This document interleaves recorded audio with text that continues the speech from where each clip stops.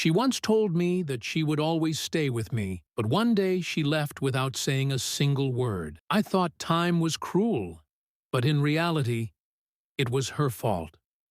When I was broken and crying alone, she was laughing with someone else. That moment I realized, love is only for the loyal ones, and for those who betray, there is only revenge. That day, I decided I would never cry again. I would take everything back. Every tear, every pain, every betrayal. Now she would feel what I had felt. Because every story begins with love. But mine will end with revenge. We met during our college days. She used to say, "You mean everything to me." And I fought the whole world for her.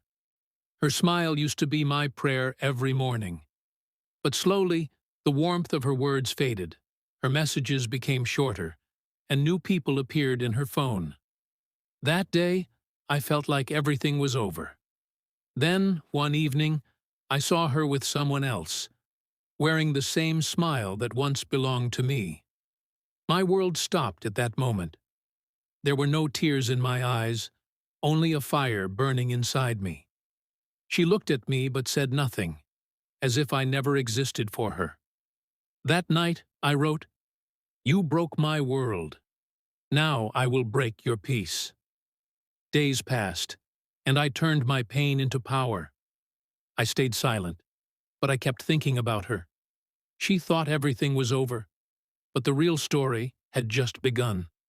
I started learning about the people around her, and through them, I revealed her secrets to the world. Every lie, every mask came off one by one. When she was left all alone, she finally understood that revenge is not anger. It is a calculated punishment. One day she came to me, tears in her eyes and regret in her voice. She said, "I made a mistake."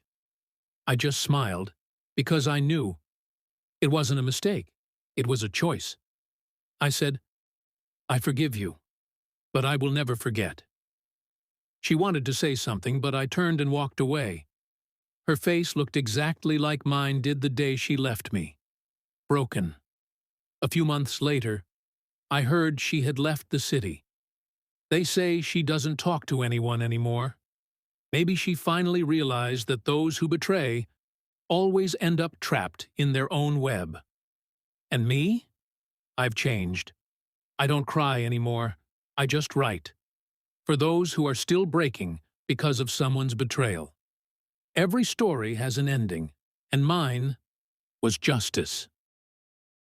Months passed, but her memories refused to fade. Every night when I closed my eyes, her voice echoed inside my head. The laughter, the lies, the betrayal.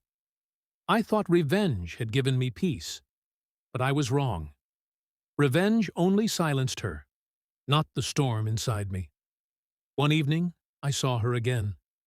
Not the same girl I once loved, but a shadow of what she used to be. Her eyes were hollow, her face pale, her smile gone forever. For a moment, my anger melted, and I felt something strange. Pity. She looked at me and whispered, "Are you happy now?" I couldn't answer, because somewhere deep down, I wasn't. That night, I opened the same diary where I had once written my pain. But this time, I wrote something different. Sometimes revenge kills both. The one who gives it, and the one who receives it. Days went by. I heard she was struggling, lost her job, friends left her, and loneliness became her punishment. I didn't plan for this much. I only wanted her to feel what I felt, not to destroy her completely. Guilt started to crawl inside me like poison. I realized I had turned into the very thing I hated. Heartless. One rainy night, I went to her apartment. The door was slightly open. She was sitting on the floor, surrounded by pictures of us, torn, wet, and lifeless. When she saw me, she smiled faintly and said, "You came back. I knew you would." I took a step forward but froze. I wanted to say sorry, but the words wouldn't come out. She looked at me with tears and whispered, "I never stopped loving you. I just didn't know how to stay." Before I could respond, she closed her eyes and whispered her last words. "Now, we're even." The room went silent. The rain outside grew louder. My heart felt like it had stopped. I ran to her, but it was too late. I sat there holding her in my arms, realizing that revenge doesn't end pain. It only passes it on. The same fire that burned me had now consumed her. From that day, I never spoke again. I just write stories about love, loss, and the cost of revenge. Because sometimes, the deepest revenge is forgiveness. It's been 6 months since that night. Every time it rains, I still hear her voice. Sometimes I wake up thinking she's beside me, but all I find is silence. I thought the story ended when she died, but some stories never end. They echo. One evening, I went back to her apartment. Everything was still the same. The torn pictures, the broken lamp, the smell of rain. I sat on the floor where she took her last breath. Suddenly, I saw a note under the photo frame, written in her handwriting. It said, "If you ever forgive me, maybe you'll find peace." My hands were shaking. Forgive her? After everything? But something inside me whispered, maybe forgiveness is the only way to escape my own darkness.